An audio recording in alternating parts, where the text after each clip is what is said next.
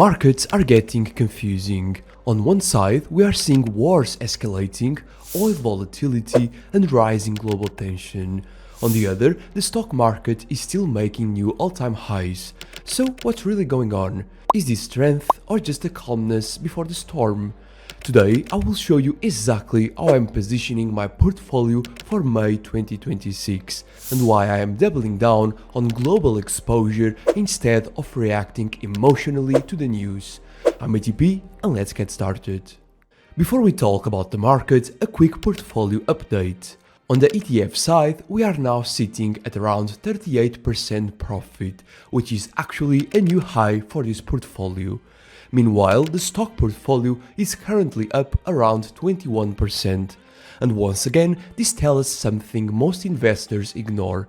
Even in a market full of noise, volatility and uncertainty, the ETF allocation continues to outperform individual stock picking, with less stress, lower volatility and much more consistent growth. And this is exactly why I keep reinforcing this part of the portfolio, because at the end of the day, it's not about chasing the highest return, it's about building something that actually compounds over time. Stay until the end and I will show you how you can access this full portfolio completely free. Now let's talk about what actually happened in the last few weeks. First, global markets have been driven by one main theme: uncertainty. We have seen rising tensions in the Middle East, with increased military activity affecting key energy areas, and it matters because it directly impacts oil supply expectations. At the same time, inflation remains sticky, central banks are still cautious, and the AI-driven rally continues pushing stock valuations higher. So what we are seeing is a very unusual combination of fear in some markets and confidence in others, and that creates fragmented conditions. And this is exactly where most investors make a mistake. They see the market going up and assume everything is safe. But historically, this is where risk actually increases the most. Now let's zoom out and look at what's really happening across markets, starting with gold. Gold is still in a strong uptrend, clearly trading above the long-term moving average, but recently we have seen consolidation after a strong move. This is not panic buying anymore, it's controlled strength. Bitcoin is much weaker structurally. After the last drop, it's been consolidating around the long-term average with no clear momentum, and this is classic risk-off behavior. Oil reacted exactly as expected, sharp spikes, high volatility, but here's the key: it's not trending cleanly higher, it's unstable, which means the market is reacting to news, but not committing to a long-term direction. And finally, the S&P 500, on new all-time highs, still above the long-term trend, structurally bullish but clearly overextended. So when you combine all of this, you get a market that is still going up but with rising risk.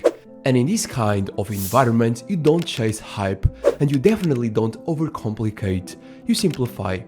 So after reviewing my allocation, I am adding again a global ETF to my portfolio, and this month I am sticking with a high share score MSCI World with the ticker EUNL.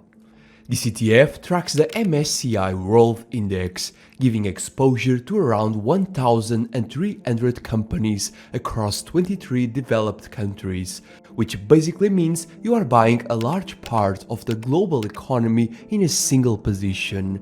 The majority of the exposure is in the United States, around 66%, followed by countries like Japan, the UK and Canada. In terms of sectors, technology leads with around 26%, followed by financials, industrials and others, so you are not related on one single market. Now, I know many of you will compare this with the Vanguard FTSE All World or VWCE, so let's quickly clarify the difference. EUNL focuses only on developed markets, which means more stability and lower volatility. VWCE, on the other hand, includes emerging markets like China and India, which brings higher growth potential but also higher risk and more volatility.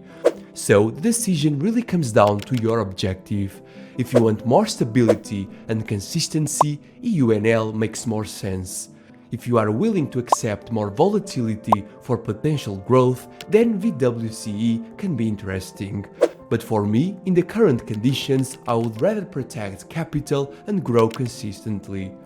From a structural point of view, EUNL fits perfectly into the portfolio. It's an accumulating ETF, meaning dividends are automatically reinvested.